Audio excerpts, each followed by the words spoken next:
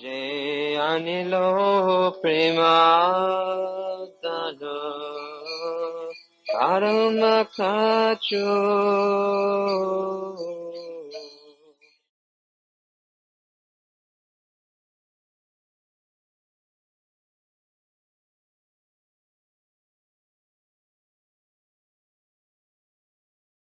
Bhaktivedanta Swami Krishna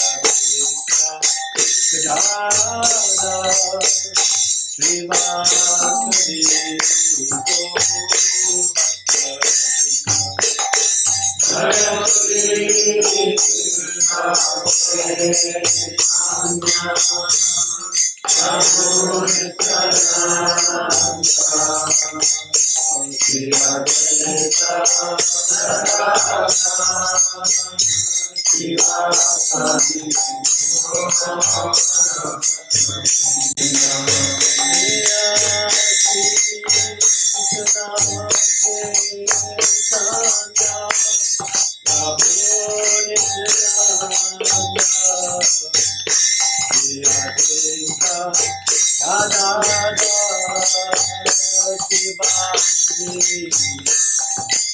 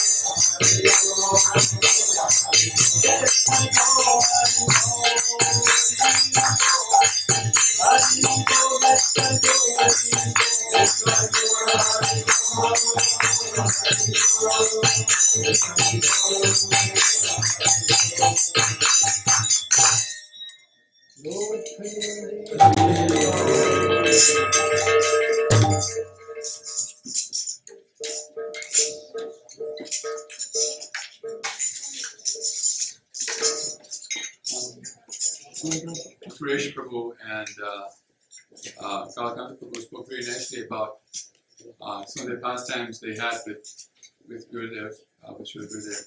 And at the time, we were hoping that somebody would record it, but there was nobody there at the time to record it. So we thought we'd do it again now. This way we record it because we want to get as many pastimes as we can on our video and audio tapes.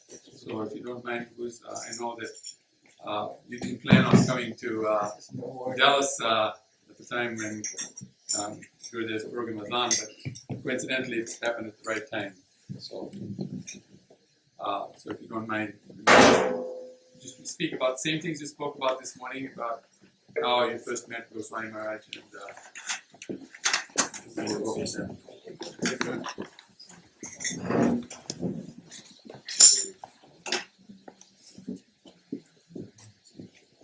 Hare Krishna. Hare Krishna.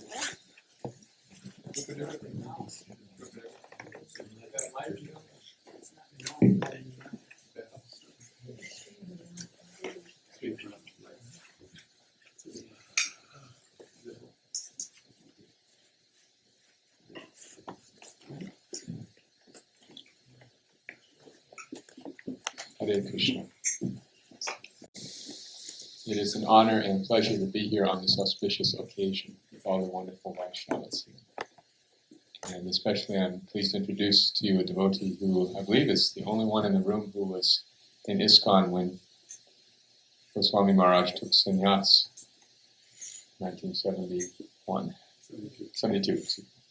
So many of you don't know my dear godbrother Matharesh Prabhu, who is visiting from Alachua, the first time in Dallas in about 30 years. And he's going to share a little bit of the experience from his recollections and perspective of what it was like in ISKCON when Goswami Maharaj accepted sannyas. Hare Krishna. Thank you very much. I wasn't expecting this. I was expecting to be in the background tomorrow's.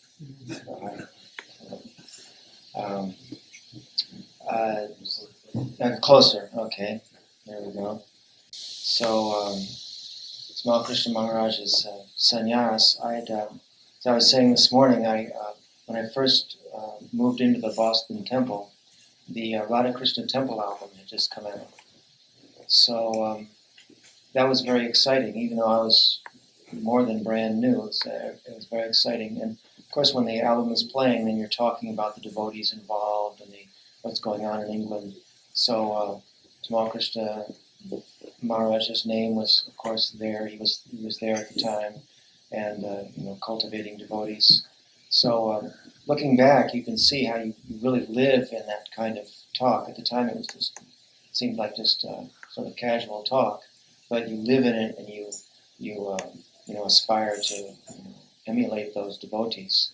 So it was very, very powerful, and it seemed like Srila Prabhupada was always breaking ground. There was the devotees in England. There were, and then just a little bit later that year, there was a whole group of devotees going to India. So that's also breaking ground. And again, Tamal Krishna was there, and we would receive reports back from India from Srila Prabhupada's secretary writing, be published. I think it was a BBT newsletter at the time. And devotees were traveling here and there to Surat and various places in India, being very well received. I was mentioning this morning also there was a kirtan tape that came back from India. It was called the Delhi Pandal Kirtans. And it was Achyutananda Maharaj and Dinanath Prabhu. Just playing this kirtan that just sounded completely out of this world. We were just barely learning how to play kartals, and there was this just heavenly kirtan coming. And again, the names that always came out were Tamal Krishna and Shamasundar, and everybody was traveling with Srila Prabhupada. So then, of course, this time in 1972, we received news that Tamal Krishna had taken sannyas and become Tamal Krishna Goswami. So I was just trying to explain this morning what kind of an effect that had. It was, it was another groundbreaking, new, there had been a few sannyasis before that, but nobody was Goswami. And Goswami to us was just, the 6 Goswamis of Vrindavan. So, for Prabhupada to give Goswami to Tamal Krishna Maharaj, it was just, and we were brahmacharis. I was just starting to get a taste for brahmachari life at that time. I'd moved into the temple. I was wondering, what is brahmachari business? So by that time, I'd been around for part of the year anyway, and I was starting to get a taste for it. And now there was a Goswami, so it just had a really electrifying effect on everybody. And of course, all the brahmacharis are thinking, we're going to be sannyasis, so Tamal Krishna Goswami is up there, along with Vishnujan Swami, we're going to follow in his footsteps. So. What else? When I first actually met Maharaj, he came to the Boston temple with the original, well, not the original, but the first Greyhound Radha Damodar bus. And as I was saying this morning, I noticed how Maharaj had taken particular care of each devotee. You've probably all experienced personally yourselves, but I noticed one devotee in particular that was, he was what we call New Bhakta. He was a very tall devotee. He was wearing, looked like a basketball player, actually, a young man, wearing gym shoes. This was before, Reeboks and Nikes and stuff. And one night he was standing in the line to take milk prasadam of the bus. They was standing lined up outside the bus, and milk prasadam was served up. And I noticed he had a bottle of, I think it was Bosco in his hand. Bosco was I don't think they sell it anymore. It's a chocolate syrup, like Hershey's syrup. And it was sold as some sort of a, vitamin supplement, or I forget. It was advertised that way. I was wondering, we don't eat chocolate. This guy's standing there with Bosco for. So the story was that Tamal Krishna Goswami was making a special effort to get people to join the buses, or as he always did, to make devotees. And he was being very patient with this young man. And the young man was bringing up all kinds of little complaints. And well, maybe my mother doesn't want me to go. And I think Maharaj may have gone and talked with his mother, or at least they got his mother's permission. Okay, so now you get your mother's permission. Well, I don't think I can put on a devotee. Okay, well, wear your blue jeans. Well, I'm not sure if I can get up for mother. Well, okay, you can get up at 6 then and change your round. So the final, thing was that he didn't think he could take milk prashadam at night because it was just plain hot milk prashadam. It seemed strange, with no flavor and everything. So the deal was, okay, if we get you something to drink with your milk prashadam, then you'll join the bus, right? So I think that was the last thing. So here's this fellow standing there with a bottle of Bosco in line. It just, of course, it's a little detail, but it just shows how Maharaj was willing to go into these details to get people to come in and taste Krishna consciousness. So of course this goes beyond the sannyas, but the sannyas initiation, which is the topic tonight. But I remember also that that when I first saw Maharaj in Boston, he was with Vishnu John Swami, and they were. It was a warm weather, and they were both wearing vests. You've probably seen photographs of Maharaj. It was just vests and no cheddar or kurta or anything. So they looked very strong, and of course it wasn't just a material strength. Of course they were young and strong and everything, but it was like a spiritual strength there, and it's always reminded me of some. Actually, what came to mind was Ram and Lakshman. They were like warriors for Lord Chaitanya's movement. And very potent creatures of Krishna consciousness movement. So just one more thing, I'll go.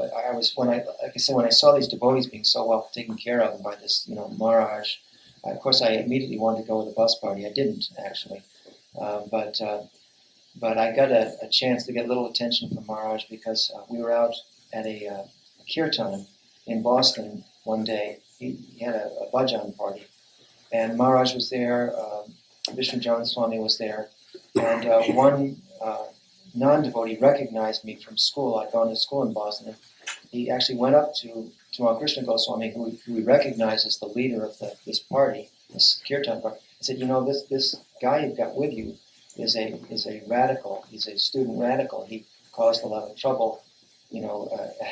I wasn't really a troublemaker, but anyway, I was with a group that caused a lot of trouble. Yeah. So Tamal Krishna Maharaj's reaction was was when he got back to the temple, he called the temple president in and says, "You got to get Mathuresh and get him out there making speeches. He's a radical speech maker. Get him out there and put him up on a soapbox and get him making speeches for Krishna." So that way I felt I'd also got my, that was my Bosco, and I got my attention, my direction. I guess we all got our Boscos from Goswami Maharaj. If you have trouble envisioning Vishnu John Maharaj and Tamal Krishna Maharaj in vests, just imagine Mathuresh and I in vests, and you'll get an idea.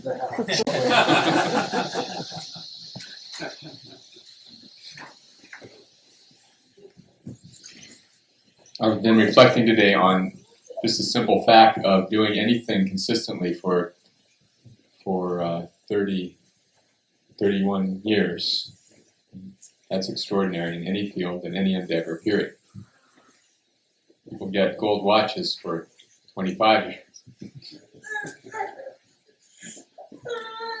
So, even though we may not all have this incredible spiritual advancement, Goswami Maharaj, we can take inspiration from him in a very real way about maintaining our vows in our situation, in service in Krishna consciousness, whatever it may be, with the same kind of fixed determination. It may not be as demanding or as difficult as sannyas, GBC, guru, but whatever it is in our own way, just keeping that for 20, 30, 40 years, that is success in and of itself. I would like to just relate to the first time I met Tamal Krishna Goswami. It was in 1975 in Miami, and he was a legend already to those of us in ISKCON. I was serving on the library party with Satsarup Goswami, so we happened to be in Miami. And Radha Damodar bus, I believe the lone bus, the first bus, was there. So I had never seen, but often heard of this famous Radha Damodar party. And there in the parking lot was the bus, so I just ventured right on. And sure enough, I was rewarded with the darshan of the divine couple, Vishnu John Maharaj and Tamal Krishna Maharaj. And Tamal Krishna Maharaj looked at me. He was very much in the mood of recruiting brahmacharis at that time. And he looked at me like a special sale at the department store. And he said, "Well, who have we here?" And Vishnu John Maharaj, who had formed my fire sacrifice initiation and knew me, I said, "Oh, he's with Satsarup Maharaj." And he said, oh, very good, very good.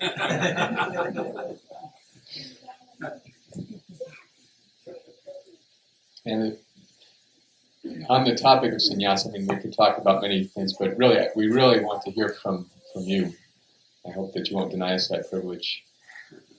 But I've never told this little story before in that public, but in 1986, when I was serving in Houston, I was serving there in having a great opportunity to work with Goswami Maharaj, which I treasure and will always treasure. Anyway, someone had given me a judder from India, and it was a saffron type of a dull saffron color. So, of course, I was a married man, but I accepted it, I was wearing it. It just seemed like a kind of a reasonably grihasta appropriate color. I didn't think anything of it. And then Goswami Maharaj saw me in this judder, and he said, "Oh," and he said, "that color looks very nice on you."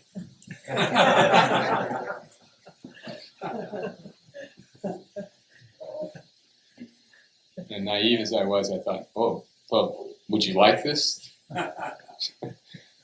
He said, no, you keep it, that's right.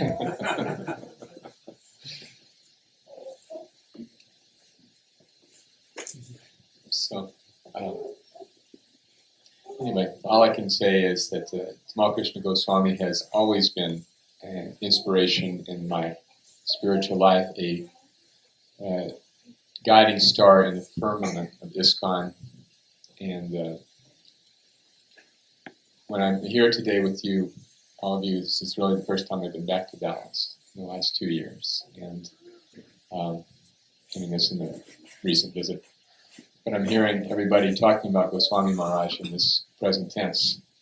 Yes, Goswami Maharaj says that, and Srila Gurudev says that it really is, his presence is so palpable here. It is, for me, it's a very, my heart is very, very heavy. But it is also very joyful to see his living presence in all of you here. Hare Krishna.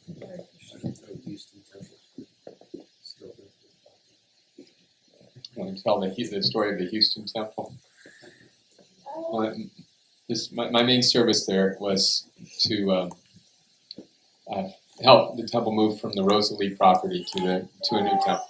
So we got the temple going and we're maintaining there in Rosalie, and then I was supposed to find a new property. And Goswami Maharaj didn't really know me very well. And some other devotees were saying, "Oh, he's all right, he's all right." I said, "But can we trust this man?" So Gunagrai Maharaj was there with me, who Maharaj trusted. And we were just with a very small band of devotees, 10 or 12. And Houston was not what it is now. There was a congregation coming, but it was not at all well developed.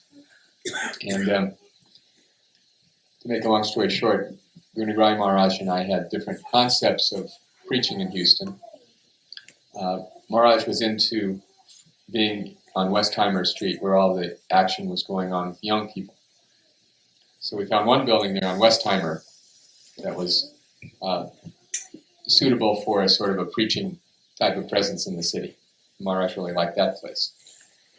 You could see the kirtans on the ground floor, and it's going out on the street and bringing so many people in a restaurant, and Maharaj is already visualizing the whole thing. Meanwhile, I'm the Grihastha, and I'm thinking, well, we certainly couldn't. Nobody could live close to Rosalie. When Grihasthas would come to the community, we'd give them their welcome package and their 38 and their, So pretty much everybody had lived miles away. So my vision was, let's develop a community where we can have a lot of Grihasthas who can be near the temple, and so we found another property that was a former yoga center with a large building in the middle, and then a whole block, including some residences. And I thought, this is great, this is perfect. Then we found this third property, which is I went to see. I remember setting foot on that for the first time and looking at this. Okay, we got this church over here, and this building over here, and this house over here. It was a little strange, but and then you got the auto repair over there, but it's kind of a strange neighborhood. But the buildings were decent. The price was right, so we put that on our list, and then that was really it. Those three properties were all we could offer. So Goswami Maharaj came down, and we got in the car and went to see all the properties. So Nagrai Maharaj told him all the benefits of that property on Westheimer, and I told him all the advantages of the yoga center, and then we said, and we got this other one, so we went. He just looked around. He was completely poker-faced the whole time. Just taking it all in. Not a clue what he was thinking. And then after seeing them all, he sat down with us, and in the most tactful way, again saying, yes, this property on Westheimer was very nice, but I'm afraid it's going to be a little small for our needs. It's good, definitely a good location for preaching, but I think we need something a little more spacious because we're going to grow a congregation. He said, this yoga center is a very interesting piece of property with all the facilities, but I'm just afraid that roof in the temple room is too low, and it's never going to be something we can make very grand. It's like Dallas. But that church over there, I think that actually has possibilities. So we went ahead, and of course it came out wonderfully spectacular, far beyond what Maharaj or I had envisioned at that time. And as it turned out, Goswami Maharaj was saying that we need more devotees in Houston. He said, I want to associate with devotees, and there aren't many devotees here in Houston for me to associate, so I'm going to have to make some devotees, so I'll have some association. And that's exactly what he did. It was a pleasure and a privilege to have his association. Hare Krishna.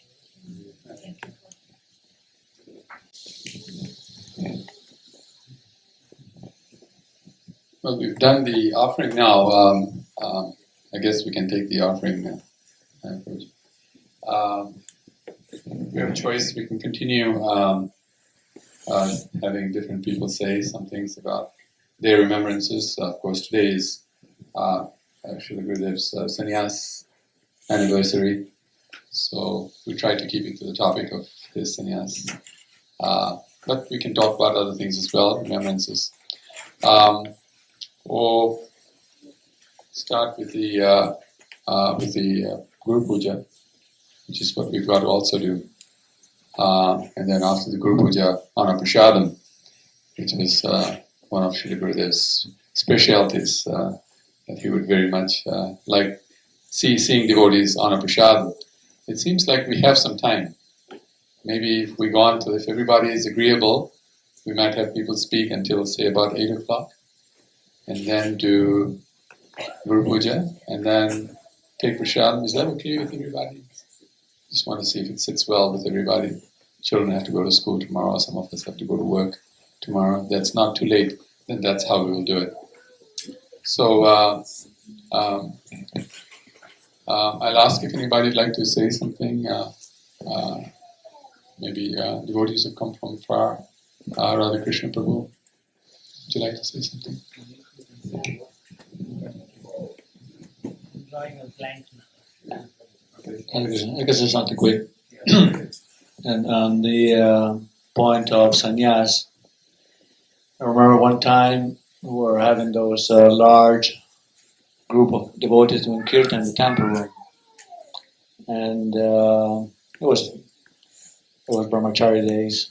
We're coming out of the brahmachari days, so you didn't look at anything that didn't have a dhoti and orange, especially. So probably in the 80s, no, late 80s.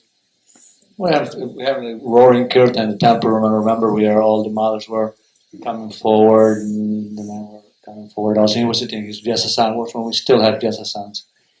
And he was sitting very comfortably and looking at all the mothers. And he looked at all the mothers that were dancing. He was laughing. And I was thinking, wow, he's just looking. No problem. He's just dancing and he's enjoying. No? So I was thinking, well, definitely he's not looking the same way I would look, or somebody else would look.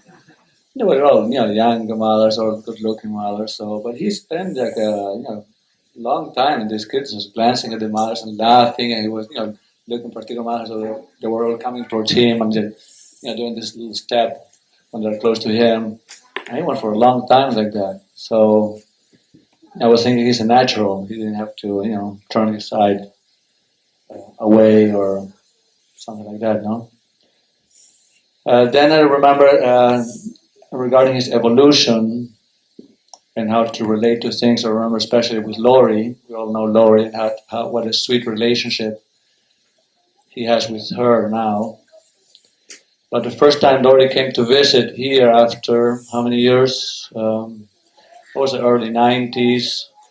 He hasn't seen his mother for probably 10, 20 years, a long time. He hasn't seen his mother.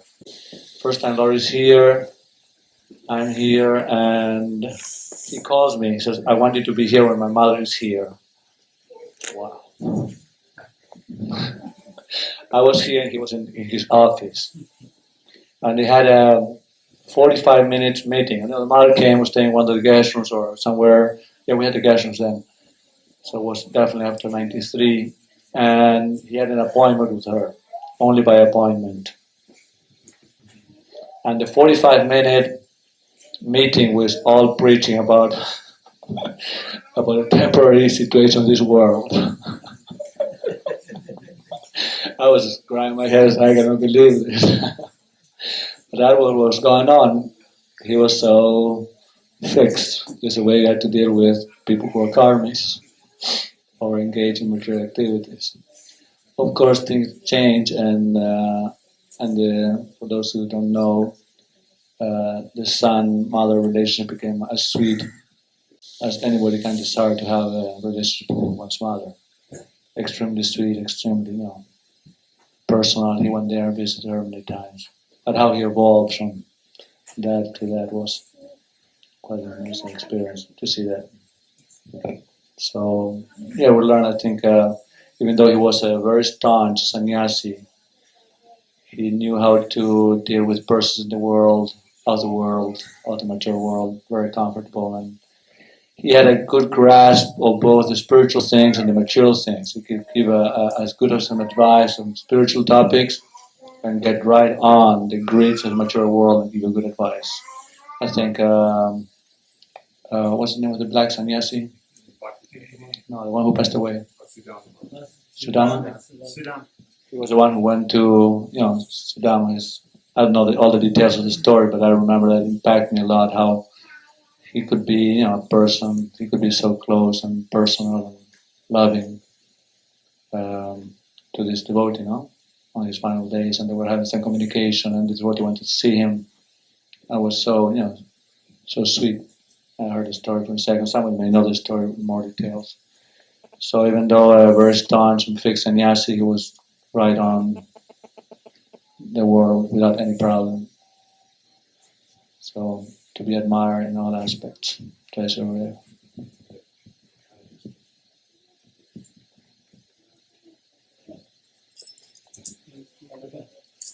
Any other the ladies want to speak? Yeah, ladies.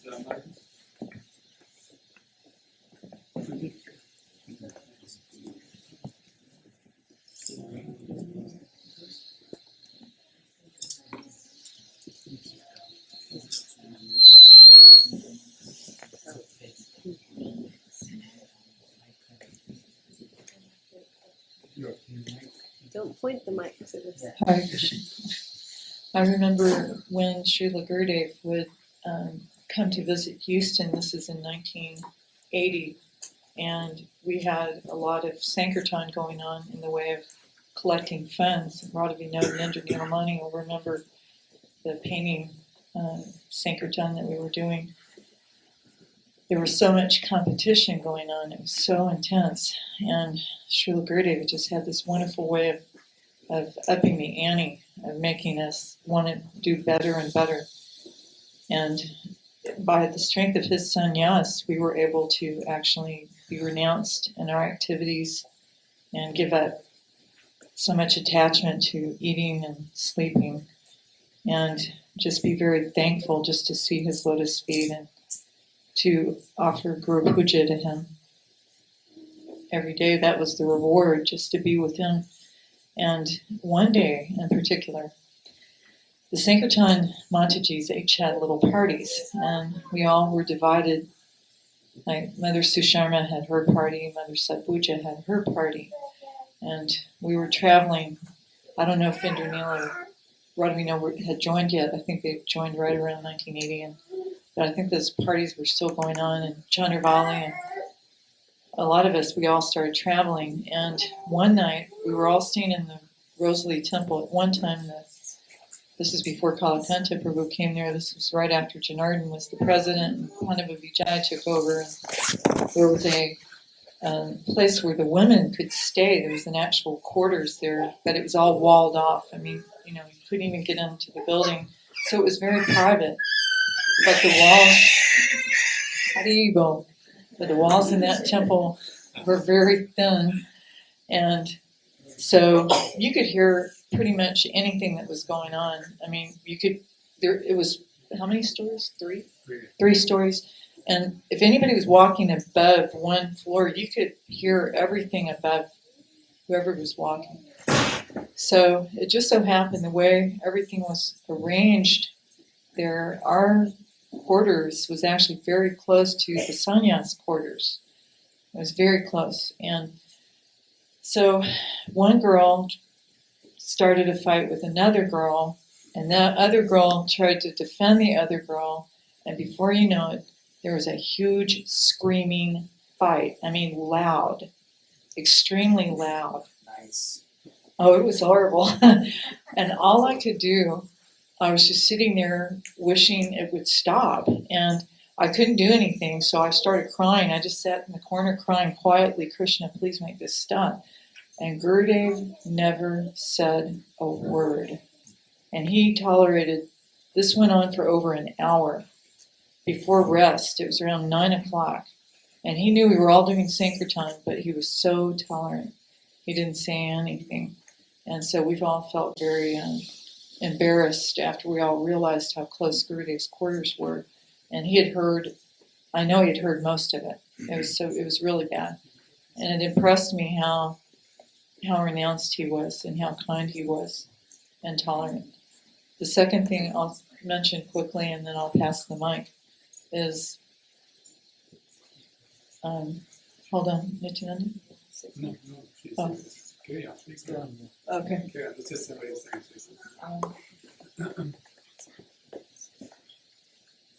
Anyway, I'm having a senior moment.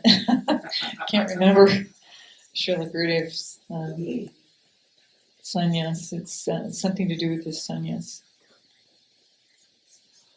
I'm sorry. Maybe it'll come back to me later. Is there anyone else? Any other mothers? Any other men? Julie? The kids like to speak. You have to come forward because the cord does not stretch. Forward also. Yeah, please forward. Shamali, Srata, and I were playing on Srata's porch. We were using rocks and pretending that they were rasagulas and things. And then Srila Gurudev came and he asked us what we were doing, and we told him that we were cooking rasagulas and prasadam. So he asked if he could try some, and he started trying it. and then he And he started coughing and saying, "Oh, what have you given me? It's poisonous."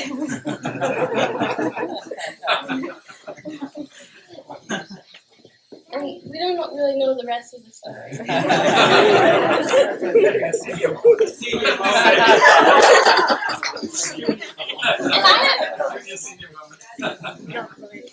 I have two more stories. One, Shamali. What? And then Shamali has another story. Well, once Mother Chandrabali, when Shamali and I were like 2, 3, 4 years old, Mother Chandrabali was babysitting us, and Srila Gurudev came, and he asked me a question. I don't know what the question was, and then before I'd answered the question, I said, "Well, aren't you going to ask Shamali a question too?" And Srila Gurudev laughed, and he said I got spunk. And once, Which she doesn't know what that means. but I don't know what it means. And once, like when I was like 4 years old, I'm not sure if it was, I think it was a festival or something, and I had a fever and I was sick. And Srila Gurudev, he gave me this really nice scarf because I was sick. I still have it at home, but.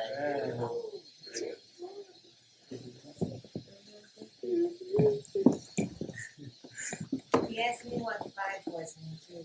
He gave her a cake that was sweetened with salt. Oh no! He told me once that I was going to kill him because when he was on a diet, I gave him a lot of curd. He said, "I'm a 50-year-old man, and you're going to kill me." Did he eat it? He ate it.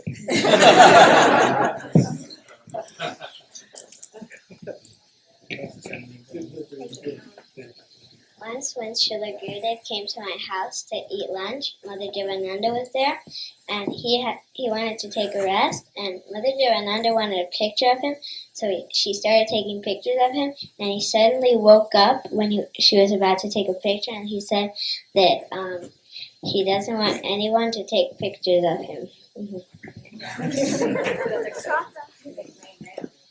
When I was visiting Florida, Gurudev called me, and he asked what I had been doing, and so I told him, and then I told him that I had been collecting shark tooths on the beach there in Florida because they have lots of shark's teeth, and he said, "You should put the shark teeth on a necklace and wear it as a necklace." And I said I didn't want to wear it because it had been in the mouth and they had been eating meat and all the slobber was all over it. And then he said, but he had been wearing a tooth of Srila Prabhupada in his neck piece here in the Kavacha. And I said that Srila Prabhupada was a great devotee and the shark was just a creature. And then he said, would you wear one of my teeth? And I said, yes. And then he said, well, don't go tell everyone that because then they're going to come and I'm going to have to pull all my teeth out. Did he give it to?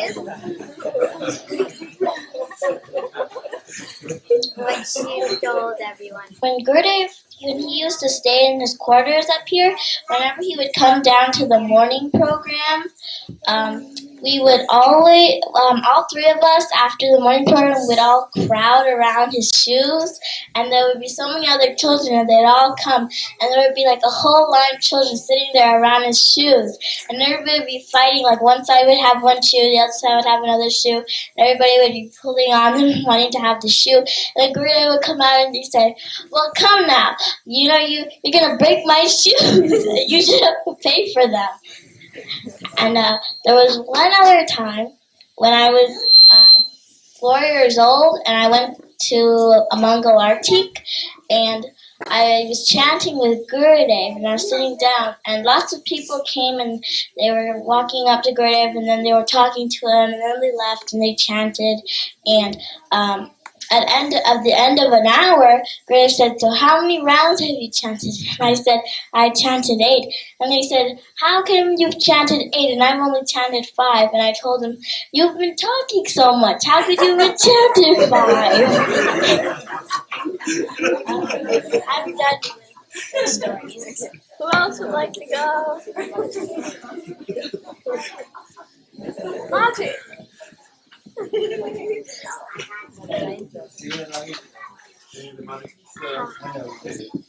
And Ritavaja Maharaj were chanting behind Radhavinoda's house on that little on the deck, and they would go from room number 4, and they would go in like that all the way around, and then up the side of Radhavinoda's house.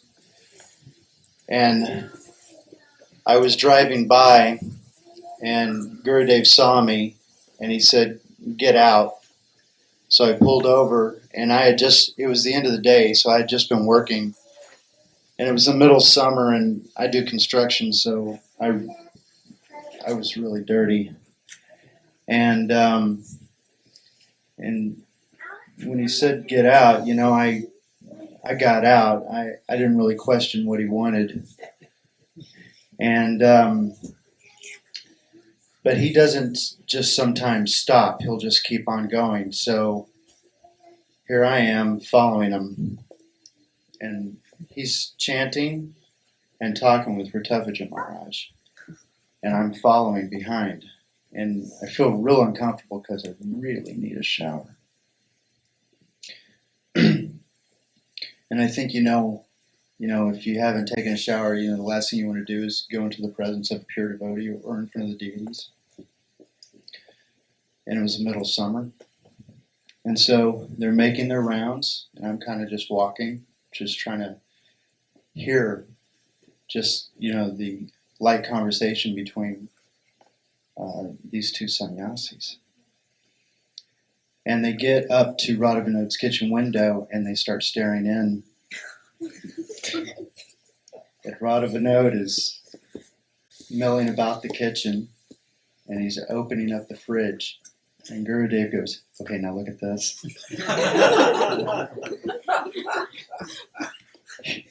He has more varieties of cheese than Whole Foods.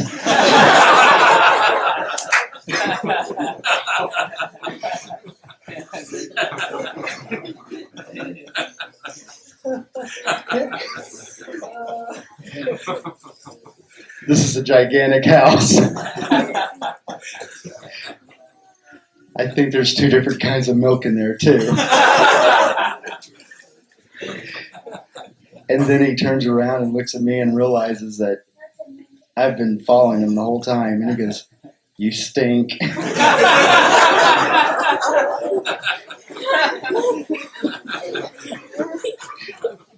"You can go now." That was the funniest thing I'd ever seen.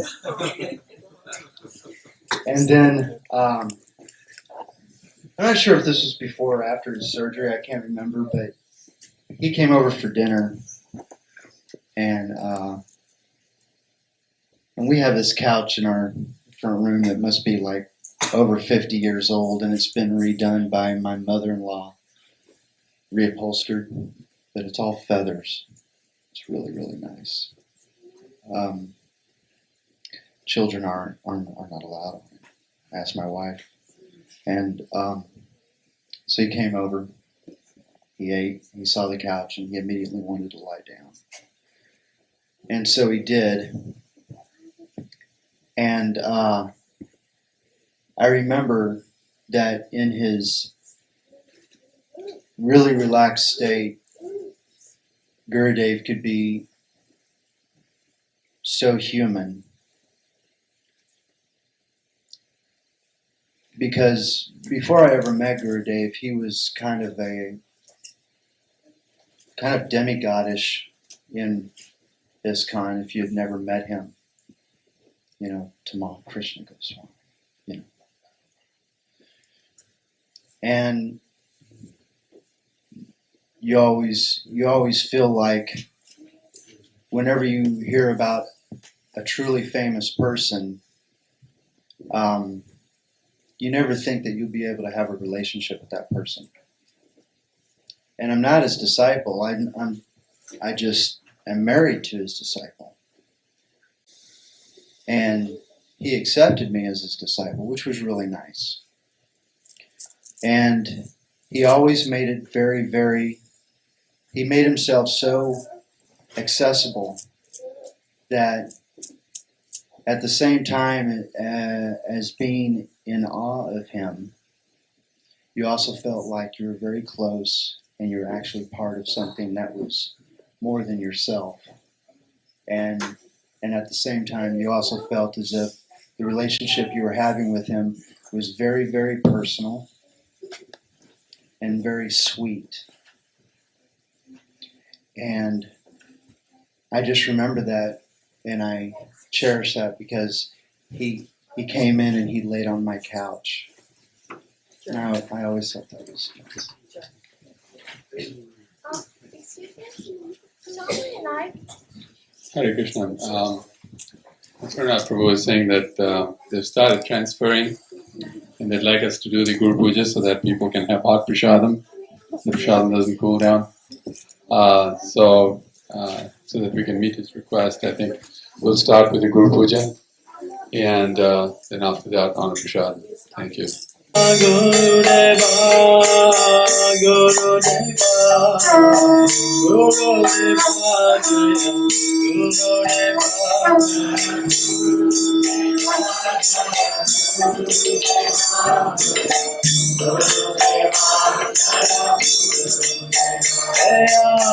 Guru Deva, Guru Deva, Jaya Guru Deva, Jaya Guru Deva.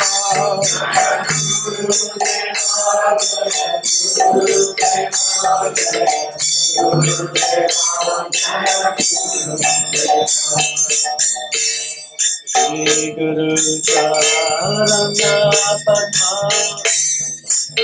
Eva Bhakti Sama